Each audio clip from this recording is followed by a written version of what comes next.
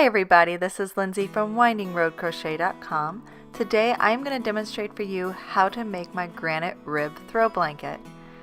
In this video I'm going to show you how to make the yarn over slip stitch, how to increase and decrease with this stitch, and a few tips and tricks for making some uniform tassels.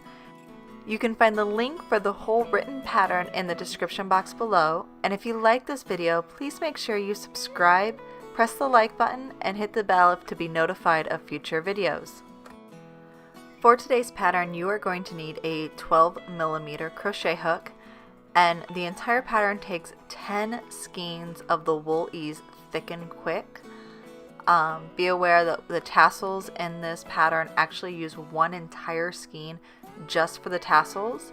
I'm going to be doing a shortened version of this blanket, so I only need one skein, but it does take 10 skeins to make a throw size blanket. This blanket does work up quite quickly, and it took me about 8 hours to complete this blanket. So let's go ahead and get started. I'm just going to pull from the center of the skein, and a really nice trick is if you can find the outside yarn and what side of the skein that has been tucked into, pull that out first, and then flip the yarn over and search for the center pull from the other side of the skein, and you'll find that you have a much easier time finding that center pull string. Now if you follow the pattern, your finished throw blanket is going to be 60 inches by 52 inches from point to point. Now you can adjust this however you like. It's very easy to add extra rows or add extra chains. You can add chains in any number, that's completely okay. But for the throw blanket on the pattern, it has us chain 117 chains. For my pattern here, I'm only going to chain 10 just so that I can show you the basic techniques in order to make this pattern. So I'm going to go ahead and chain 10. 1, 2, 3, 4, 5, 6, 7, 8, 9, and 10. We'll turn and we'll work row 1. So for row 1, all we have to do is the regular yarn over slip stitch, but we are going to be increasing in the very first stitch and in the very last stitch to start making our points. I'll go ahead and add 2 more chain. Let's make it a chain 12.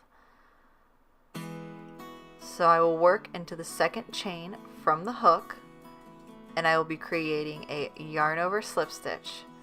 To do this, I'm going to yarn over, insert my hook into the second chain from the hook, yarn over and pull up a loop, and then from this point I have 3 loops on the hook. I'm going to pull the first loop through the other 2 loops on the hook. That is your yarn over slip stitch. Now we want to increase in this very first chain, and then we will also increase in the very last chain of this row. So to do an increase, we are going to work an additional yarn over slip stitch into this very first chain. So yarn over, pull up a loop. You have 3 loops on your hook. We'll pull that first loop through the other 2 loops. And there you have your yarn over increase. Now we are going to work a yarn over stitch into every chain across, and then another increase into the very last chain. So we'll go ahead and do that. Yarn over, insert your hook, yarn over and pull up a loop, and then pull the first loop through the other 2 loops. Continue doing that until you reach your very last stitch.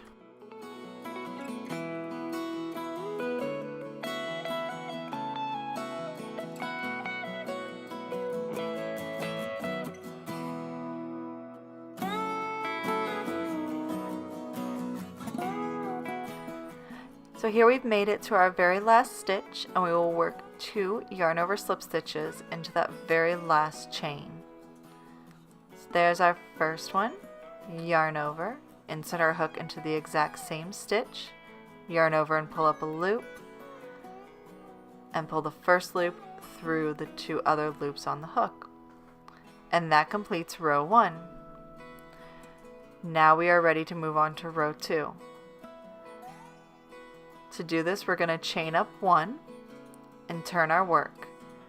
This row is going to be identical to row 1, using a increase in the very first and the very last stitch, but the difference is every yarn over slip stitch in this row we are going to be doing in the back loops only. So right here in the back loop of every stitch is where we're going to be working our stitch, and this is going to give us that beautiful rib texture. So work your yarn over slip stitch under just that back loop. Pull the first loop through the second and third loop, yarn over. We're doing our increase in the first stitch. Pull up your loop, and there's our second yarn over slip stitch in that first stitch. Now we're going to work a yarn over slip stitch in the back loop only of every stitch across until we reach that very last stitch.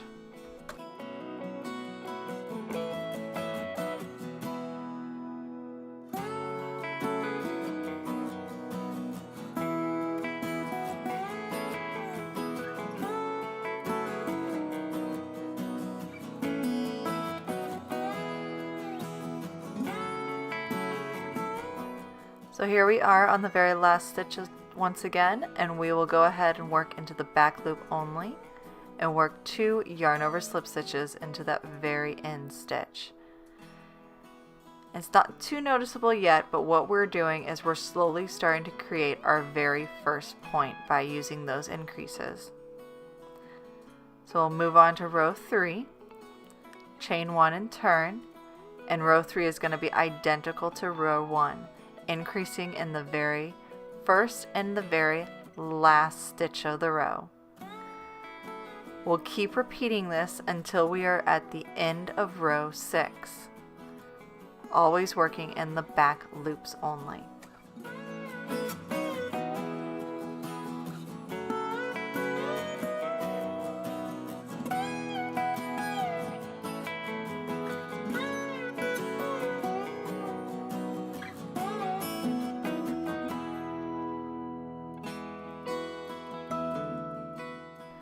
So here I am on the very last stitch of row 6. We're doing our very last increase. We've simply repeated row 2, increasing on the very first and the very last stitch for 6 rows.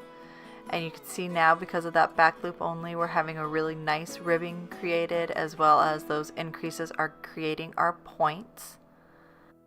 Now for row 7 and the next 6 rows, we are going to be crocheting 2 stitches together in the very first 2 stitches and the very last 2 stitches. So again, we are going to chain 1 and turn, and then we're working a yarn over slip stitch decrease in the very first 2 stitches. So in these 2 stitches here, still working in the back loop only. To do a decrease, you will yarn over, insert your hook into the very first stitch, yarn over and pull up a loop, insert your hook into the second stitch, yarn over and pull up a loop. You'll have 4 loops on your hook, and you'll just take your very first loop and pull it through the other 3 loops, and that will create your decrease. Once again, we're going to work in the back loops only. We'll continue that pattern until we reach those last 2 stitches where we'll do an additional increase.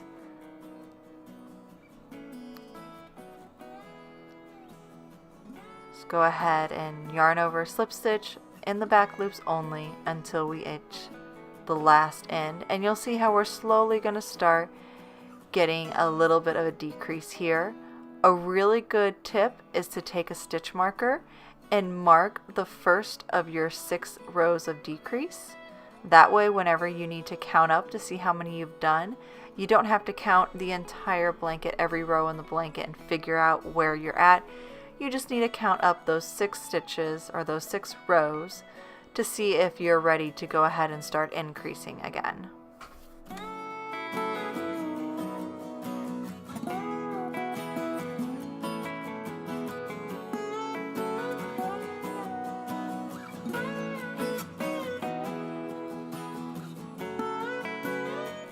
So here we are at our last 2 stitches of row 7, and we'll do another decrease. So yarn over, insert your hook in the back loop only of the first stitch, pull up a loop, insert your hook in the back loop only of the second stitch and pull up a loop. 4 loops on our hook, pull the first loop through the other 3 loops on the hook, and there's your decrease. We'll yarn over and chain 1 and then turn our work. And we'll repeat this for the next 5 rows, decreasing in the first 2 stitches and then decreasing in the last 2 stitches with the yarn over, slip stitch in between. And as always, you will still be working in the back loops only so that we get a nice ribbed texture.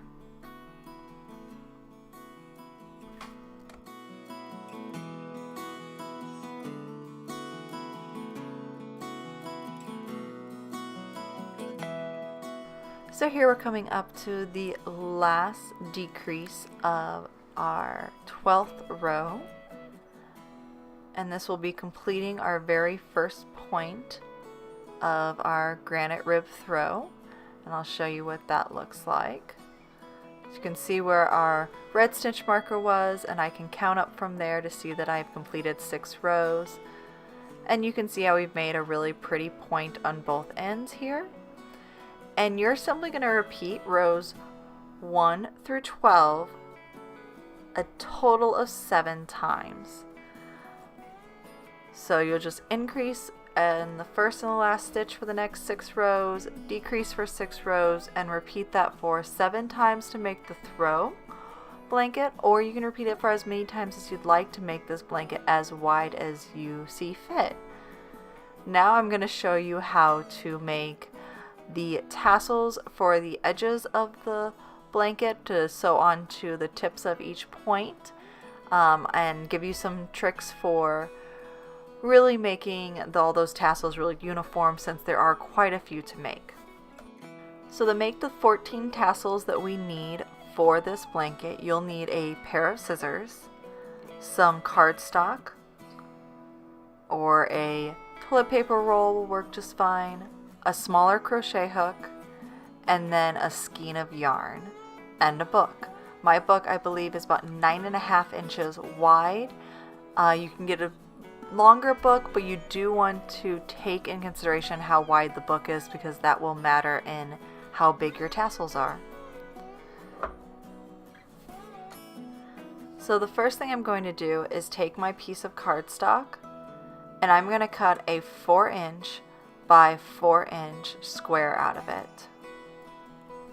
Your square doesn't have to be perfect, but you do want to make sure at least 2 of your sides are parallel. This is going to help us keep all of our tassels nice and uniform. For right now, I'm going to put that to the side, and we're going to go ahead and start cutting the yarn for our tassels. For each tassel, we are going to need to cut about a 9-inch strip of yarn. This is going to be for the top of the tassel. Right now I'm just going to make 2, so we'll cut 2 pieces.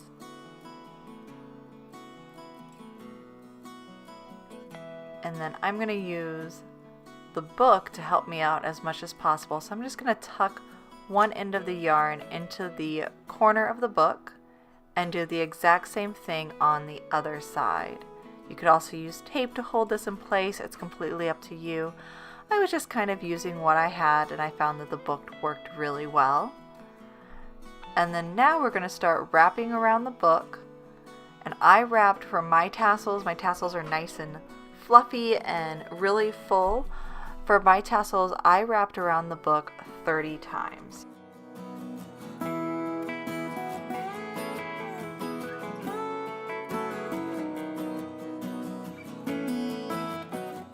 So once you're done wrapping around the edge of the book, you're just going to take that 9-inch piece of yarn and you're going to tie it as tightly as you can. This is going to hold the very top of your tassel. And I'm just using a simple double knot to hold that in place. And then I'll flip it over and do the exact same thing for the other side. Just take my 9-inch piece of yarn and tie a nice tight double knot.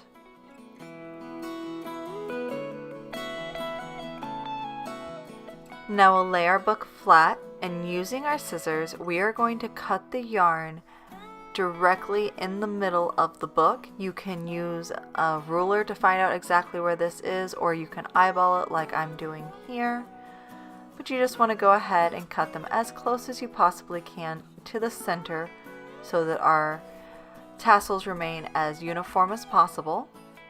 You'll cut the one side, pull your book out of the way, and then again estimate the closest you can to the center and cut the other side, the yarn on the other side, directly in half, and that will create our two tassels. And then it's possible you might still have the ends of the tassels hanging there. Just go ahead and clip them off. And that is our gatherings for our first tassel. So now to make this and to keep these two tassels as uniform as possible, we're going to take our 4-inch piece of cardstock, use a little bit of tape, and turn it into a tube. This is also why a toilet paper roll will work really well for this as well. I just didn't happen to have one on hand that was empty. But make that into a little tube, and that is going to help us keep these tassels nice and uniform. So now we're going to take our tassel, and using those top two tails, we are going to thread it through our tube.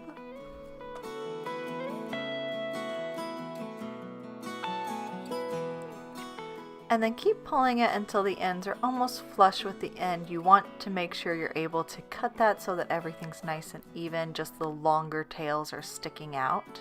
So we will trim that up in a minute. But first, we are going to take a piece of yarn, roughly 15 inches or so, and tie the top of our tassel. So you'll take the yarn and tie a double knot right above the top of your cardstock, and you want to go ahead and push up the yarn just to make sure that it is on the top of the cardstock so that you can pull it as tight as possible. Make a double knot, leaving a little bit of a tail on the end because we're going to make another double knot in a minute or so.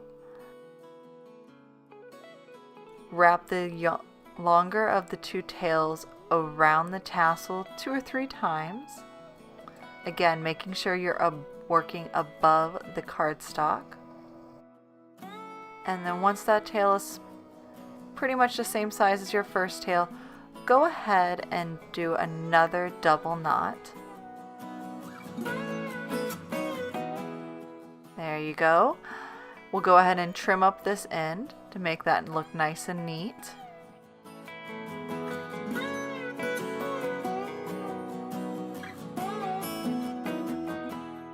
Pull our piece of cardstock off so you can see our tassel.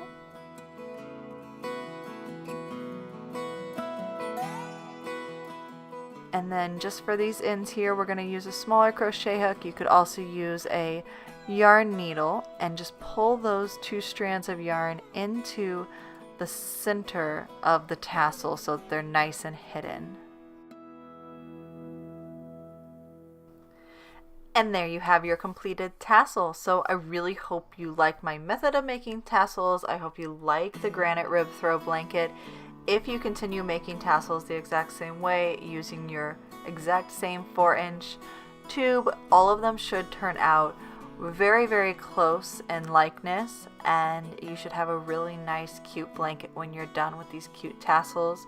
Do remember that tassels by themselves do take an entire skein of yarn, so that is something to keep in mind. I really hope you liked this tutorial. If you did, make sure you let me know in the comments below, as well as hit the subscribe button so you're notified of new videos that I come out with. Until next time.